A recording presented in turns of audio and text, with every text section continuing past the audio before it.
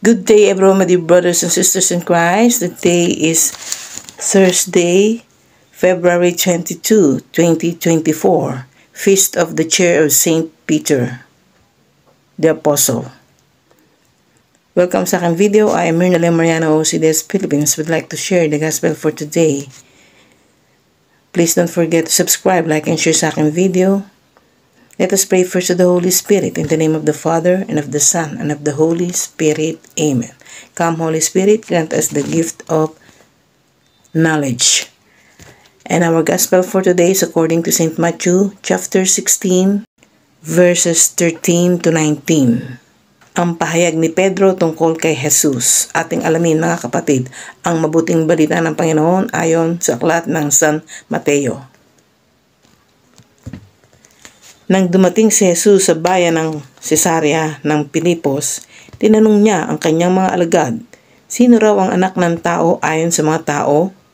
At sumagot sila, ang sabi po ng ilan, kayo si Juan na tagapagbautismo. Sabi po naman ng iba, kayo si Elias. At may nagsasabi pong kayo si Jeremias o isa sa mga propeta. Tinanong ulit sila ni Jesus, ngunit para sa inyo, sino ako?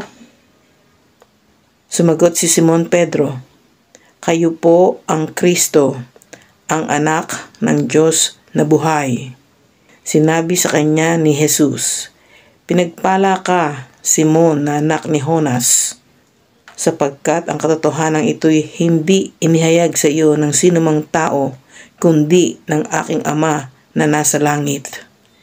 At sinasabi ko sa iyo, ikaw ay Pedro at sa ibabaw ng batong ito ay itatayo ko ang aking iglesia at ang kapangyarihan ng kamatayan ay hindi magtatagumpay laban sa kanya.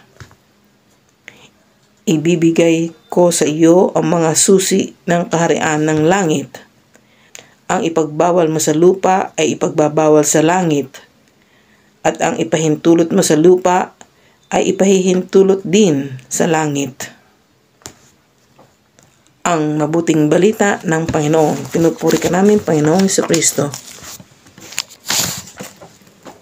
Let us pause for a while and let us pray.